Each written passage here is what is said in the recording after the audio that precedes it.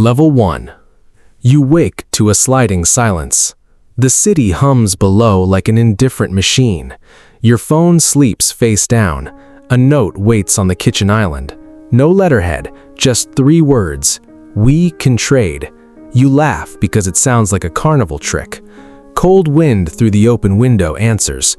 You think of the stock app, the vault, the accounts with neat green numbers.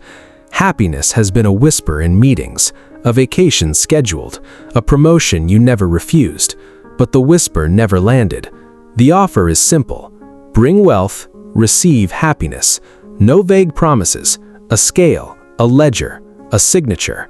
You glance at your reflection in the stove. You have lived by contracts. Now someone hands you the final clause. You go. You always wanted certainty. The baseline in the building's structure. Lights like eye sockets watching. Figure appears. Not a person you know. A suit like midnight. A smile that has rehearsed kindness. They do not ask for your name. They know every account number. You suppress a shiver. A velvet box rests on an oak table. It clicks open like a trap. A small scale. A ledger bound in black. The first page named Terms. You read because you must. You always read the terms. One line jumps at you. Happiness is transferable. Wealth is quantifiable. Loss is absolute.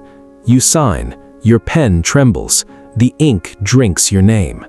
Level 2. The ledger is heavier than it looks. Columns for assets, columns for wants. Happiness is measured in weights, not pounds, not numbers. Weights, a laughable, archaic measure. You ask how they convert a sunset, a child's laugh, the sting of music. They show you the formula. A decade of steady income equals a week's euphoria. A friendship severed equals 2 months of steady contentment.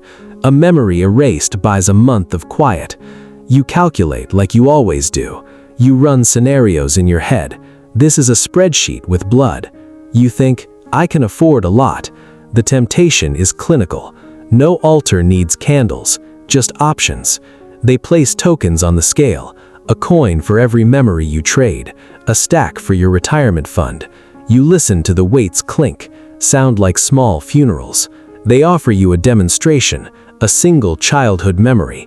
They put the memory into a glass vial. It looks like breath turned solid.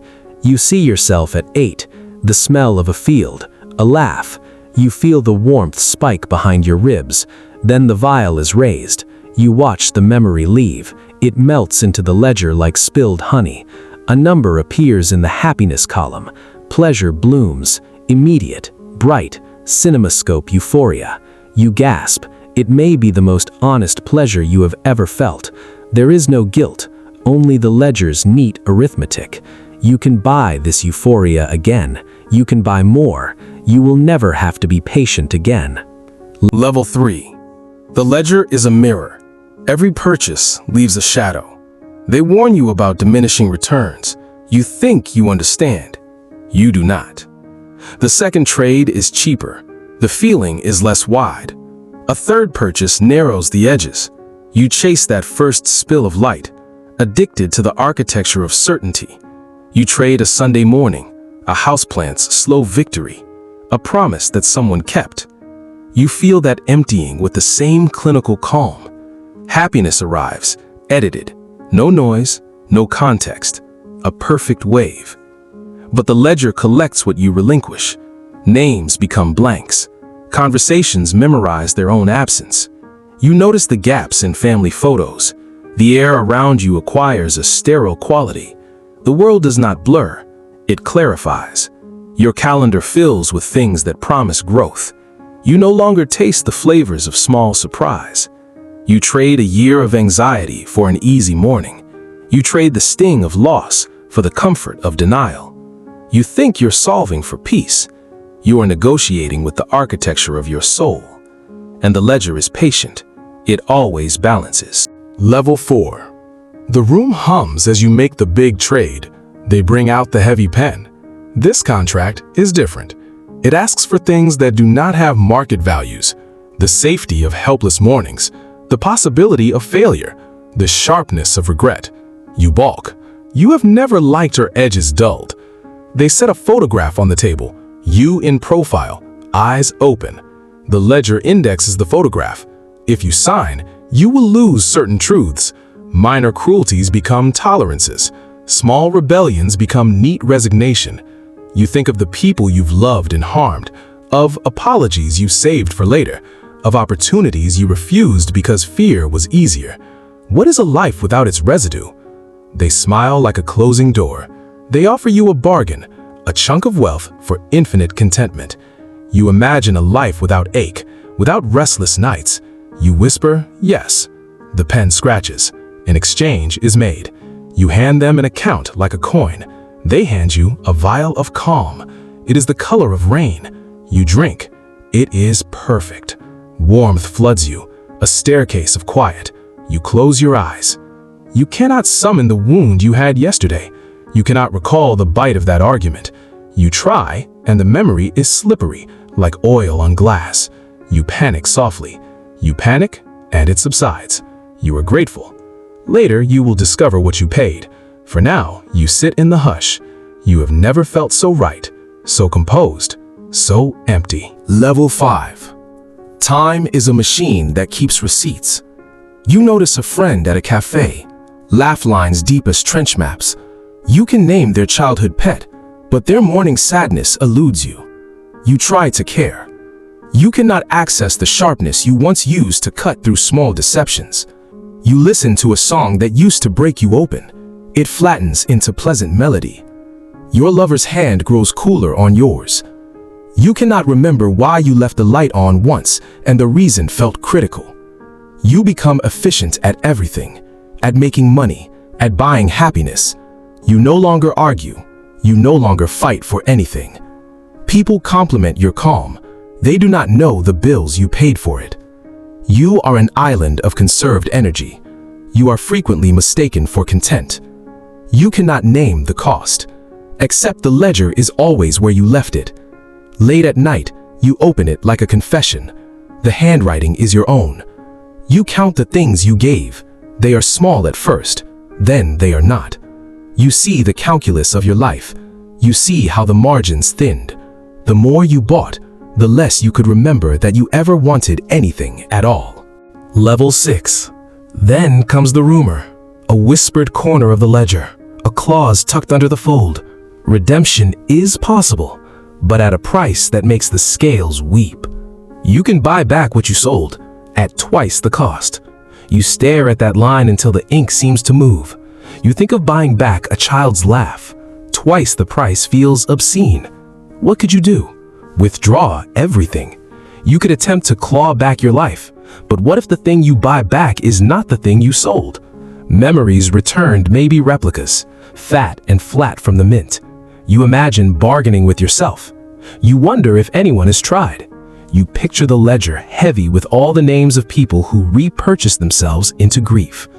You think of the first memory you traded, the field, the smell that used to live behind your eyes. You decide to test it. You sign to redeem. The process is brutal. You hand wealth back in clean stacks. The cost doubles. Your accounts thin. Your credit lines gasp. They give you a vial labeled reclaimed. You pour it out. Expectation is razor sharp. The memory returns like a scar. It lacks the tenderness of being raw. It is neat, mechanized. You ache for the original unevenness. Some things, once smoothed, never pick up their edges again. You realize the ledger taught you to reduce everything to exchange. You forged a life of clean trades. Now you barter for the ragged things. You pay. You pay until you cannot. The ledger accepts the last of your liquidity. It closes. Level 7. You stand now at the margin. You made bargains and paid for them. You bought brief heavens and tangled your hands in their hems. Sometimes a look from someone traces the outline of who you were. A child asks you a question and your mind skids. You answer with data and a stranger listens.